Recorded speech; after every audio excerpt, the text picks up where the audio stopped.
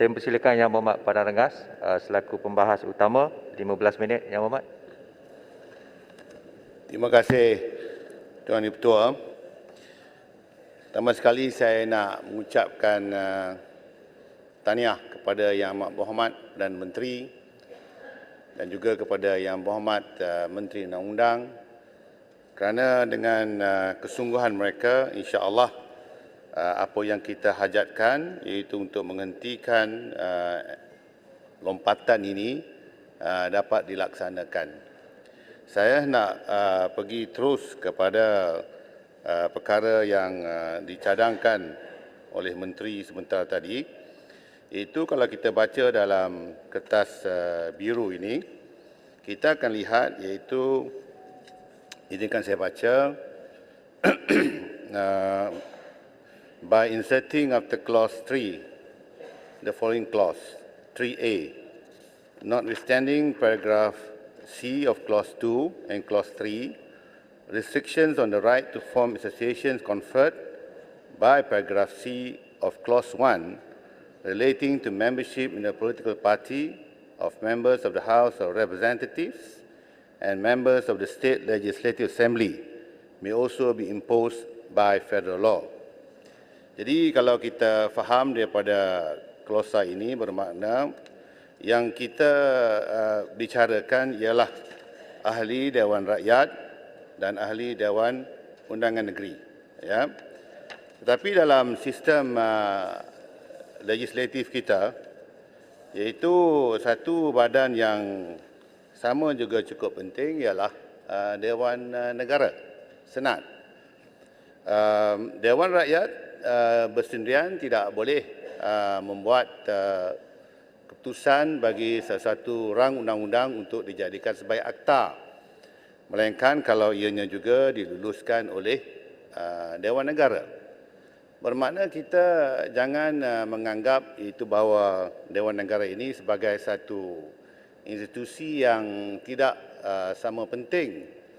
Saya lihat daripada kita lihat daripada klausa ini, dengan izin, we actually have consigned Dewan Negara ini rendah daripada Dewan Undangan Negeri kerana kita tidak mengambil kira iaitu bahawa peranan mereka juga penting dalam menggubal undang-undang. Malah kalau kita lihat dari segi protokol, Dewan Negara ini ialah atas daripada Dewan Rakyat walaupun mereka ini dikatakan sebagai pelantikan sahaja.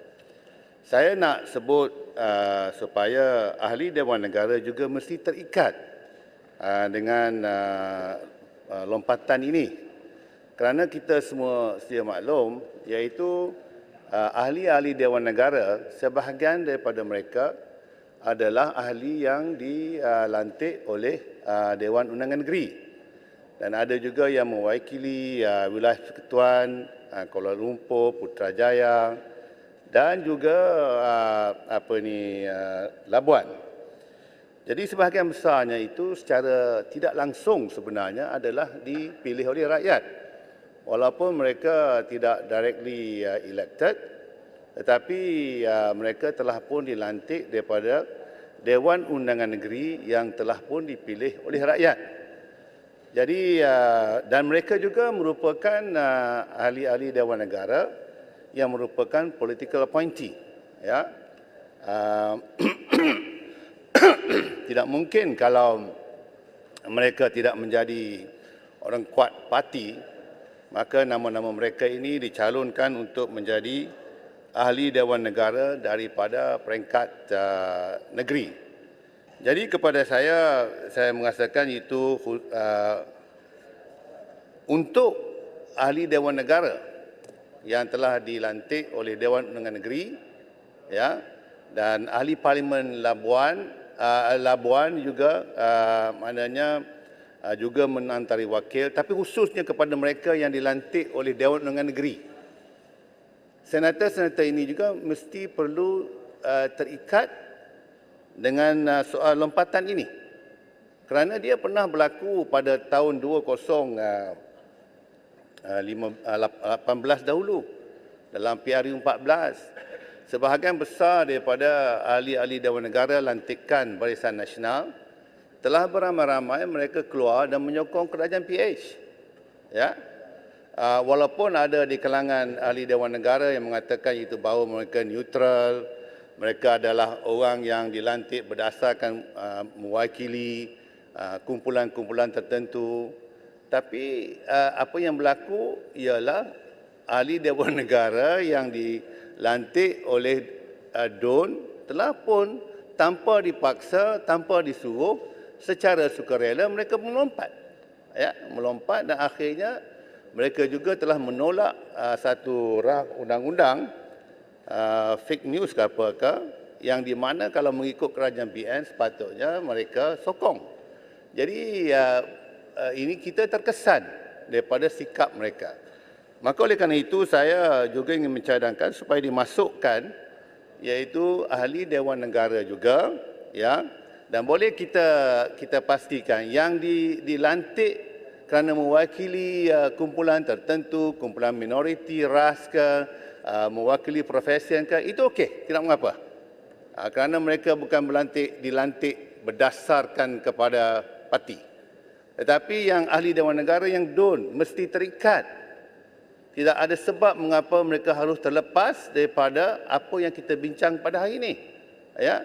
Jadi ini cadangan saya supaya dalam klausa ini dimasukkan juga iaitu supaya ahli Dewan Negara yang merupakan lantikan negeri mesti juga terikat dengan apa yang nak kita lakukan pada ini, iaitu mereka tidak juga boleh lompat.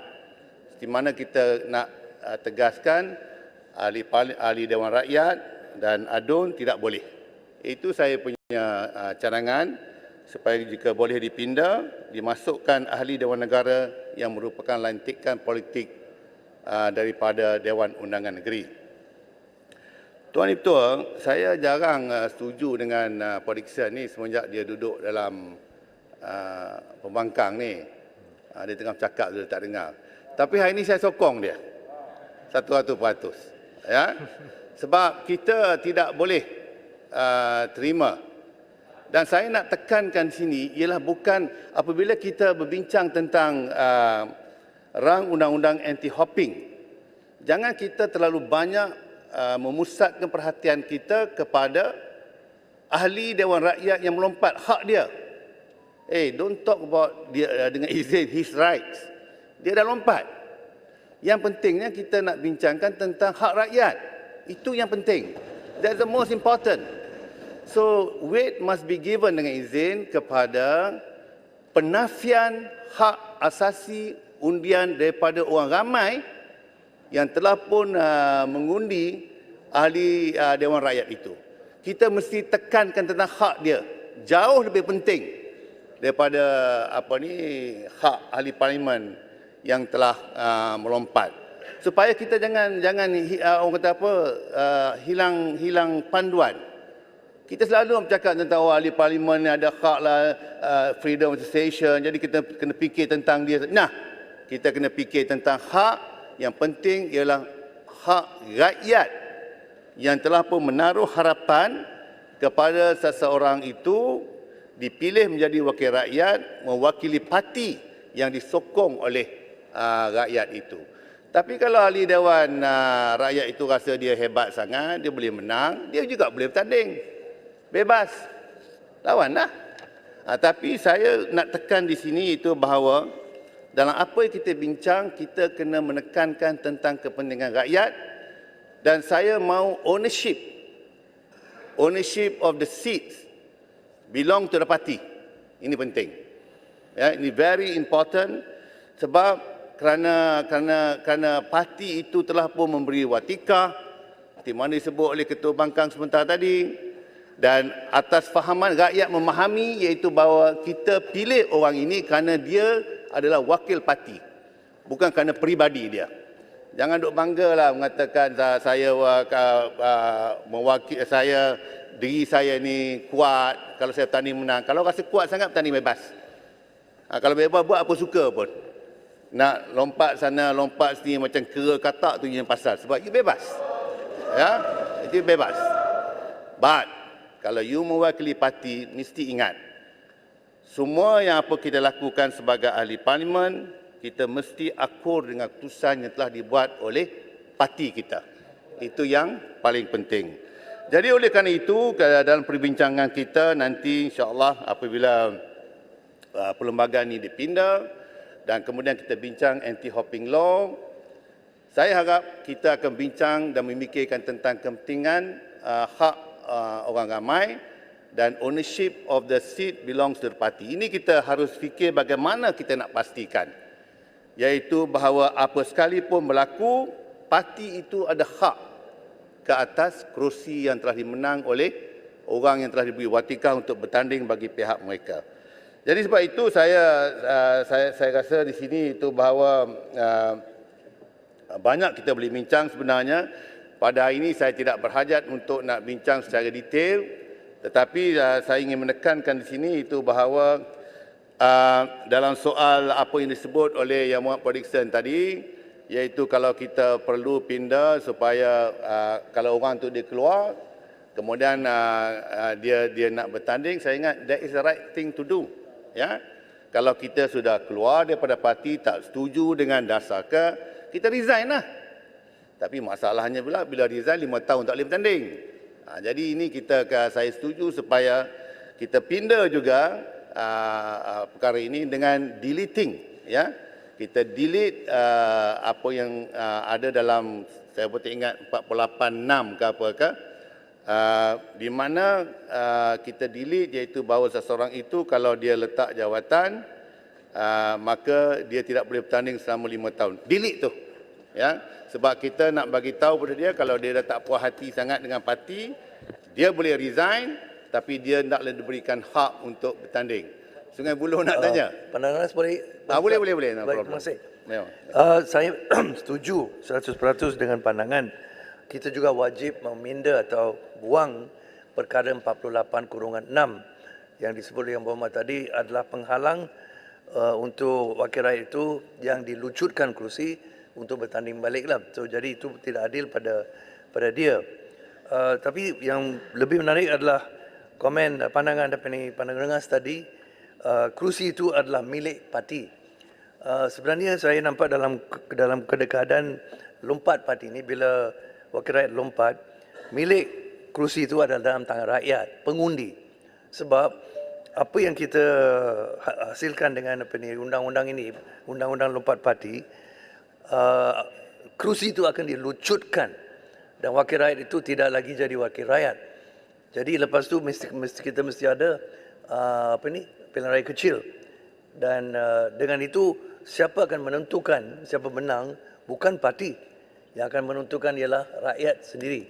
Jadi mana-mana parti akan letak calon, pihak lain akan letak calon, dan akhirnya rakyat yang menentukan siapa sepatutnya kekal di dalam kerusi itu. Itulah pandangan saya. Saya minta penjelasan daripada Padang Rengas. Padang Rengas. Yang Muhammad, nanti dia Sungai Buloh ni saya tak apa faham apa yang Muhammad tanya tu. Siapa yang mengendali? Komen bagi tadi bahawa kerusi itu adalah milik parti. Ya. Because dengan undang-undang ini, bila wakil rakyat lompat, kerusi itu akan dilucutkan. Dia akan dilucutkan kerusi itu. Dia bukan lagi wakil rakyat miskin, dan pilihan raya kecil akan diadakan. Dan di dalam itu yang menentukan siapa jadi wakil rakyat baru dalam tempat itu ialah pengundi, bukan parti. Parti tak boleh ganti nama lah. Ya, kalau itu maksud pandangan. Saya ingat kalau ahli parlimen tu dia dah tak percaya kepada parti dia. Dalam keadaan sekarang dia tak boleh buat apa. Ya. Kalau dia kekal pun dia akan menjadi durian daging pada parti. So jalan yang paling baik dia resign lah. Bila dia resign, ada pilihan raya kecil, maka dia boleh bertanding lah bebas. Sebab dia rasa dia kuat. Parti boleh letak calon yang lain, bukan dia. Jadi maknanya jalan proses seperti biasa. Ya, dia boleh tanding sebagai bebas dan parti boleh letak calon mereka sendiri. Jadi saya ingat itu tidak menjadi masalah sebab kita nak tahu betul ke dia ni ada sokongan ataupun parti yang sebenarnya letak calon yang baru yang benar-benar ada sokongan daripada rakyat. Akhirnya rakyat juga yang akan putuskan, ya. Ya, terima kasih Padang Rengas. Saya nak ucapkan tahniahlah nombor satu kerana diberikan tanggungjawab untuk menjadi pembahas utama. Ini jauh lebih baik daripada yang menjadi pembahas utama bagi titah diraja lah. Paling kurang ada anu sikit lah kan. Hanya saya kagumlah dengan hujah-hujah yang dikemukakan. Tetapi saya rasa mungkin ini merupakan satu sikap yang baru dan pendirian yang baru. Ketegasan yang ditunjukkan. Ya, kerana bagi saya sebenarnya masalah lompat parti ni pun takkan berlaku dan jatuhnya kerajaan takkan berlaku kalau tak ada orang yang sanggup nak terima dan sambut. So maknanya kalau dalam zaman pada 2020 tu bila ada yang kata-kata nak lompat ni, UMNO close their doors. No, kita takkan kerjasama. Takkan berlaku lompatnya. Apa pandangan Padang Rengas? So sikap yang ditunjukkan sekarang ni memang cukup betul. Saya sokong 100%. Seharusnya ianya ditunjukkan awal lagi. Dan all these frogs, dia tak ada tempat nak lompat. Dia lompat-lompat, dia akan duduk di bawah tayar kereta. Pasal tak ada orang nak sambut. Apa pandangan Padang Rengas? Oh, maklumat yang umat lah. Sikap saya ni bukan baru, ya. Waktu jadi menteri dulu pun saya mempunyai pandangan yang sama. Tapi apabila kita jadi menteri, it's collective decision. Saya tidak boleh kata, saya pernah jadi menteri undang-undang dulu, 9 tahun. Jaga parlimen, jaga undang-undang. Jadi kalau kita dah buat keputusan kolektif, saya tidak boleh keluar mengatakan saya tidak setuju dengan keputusan itu. Kalau tak setuju, resign lah. Jadi mungkin yang berhormat dia tak tahu macam mana sikap saya, ya. Tapi sekarang saya backbencher. Backbencher ni saya tidak terikat dengan collective decision. Saya pun bebas macam yang umat juga, ya. Saya boleh cakap, tapi jangan merapu lah. Jangan merapu. Kita cakap substance, ya. Kita cakap substance. Saya nak beritahu kepada yang hormat iaitu bahawa yang ada dalam kabinet pada hari ini adalah berdasarkan kepada kali pertama dulu waktu Paguh keluar, ya. Jadi pada ketika itu sudah buat keputusan, bukan kita yang pemimpin, ya, bukan UMNO ataupun BN yang menjadi Perdana Menteri pada ketika itu.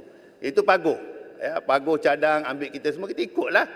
Tapi selepas itu saya nak on record tunjukkan itu bahawa apabila Yang Berhormat Bera menjadi Perdana Menteri, selepas itu ada berlaku. Ada juga orang yang tidak setuju dengan PH sebab mungkin dia zalim lah, diktator kan. Ya. Jadi waktu Yang Hormat saya bukan menteri. Saya tak boleh bagi masa dah. Jadi duduklah. Tak pasal Paguh jadi Perdana Menteri pun dengan sokongan hampa. Janganlah cuci tangan. Bukan soal dia. Please don't clean your hands. Yang Hormat kena faham lah. Sama-samalah tanggungjawab. Tak sama. Collective responsibility. Tak sama. Sebab kita hanya 42 kursi saja. Yang diorang ada lebih. Jadi kita ikut saja. Pada ketika itu kita ikut. Tapi sekarang ini ada yang ahli-ahli parlimen yang berubah hati di atas kezaliman PH, ya. Maka mereka tinggal. Ada sebab mereka tinggal. Tapi mereka tidak menjadi ahli pentadbiran di bawah Yang Berhormat Perdana Menteri kita. Ini fakta yang kita harus bezakan. Maknanya kita, kalau dia nak sokong kita nak buat macam mana? Dia dah meluat sangat tengok Shah Alam semua kan. Dia suka kita. Tak kena nak tahan. Jadi Yang Berhormat ada perbezaan dalam hal ini. Terima kasih. Tadi Waktu cakap saya pun dah tak habis, boleh terima lompat parti. Sekarang ni kata boleh Yang pula. Berhormat, Mana saya, boleh? You're contradicting menyokong, yourself. Rang undang-undang pergi amanah ni. pun lompat. Jadi kita fahamlah. Tengoklah mengapa orang meluat dengan Shah Alam. Terima kasih. Amanah lompat kerana PAS lompat. Terima kasih Yang Hormat. Terima kasih Yang Berhormat Padang Rengas.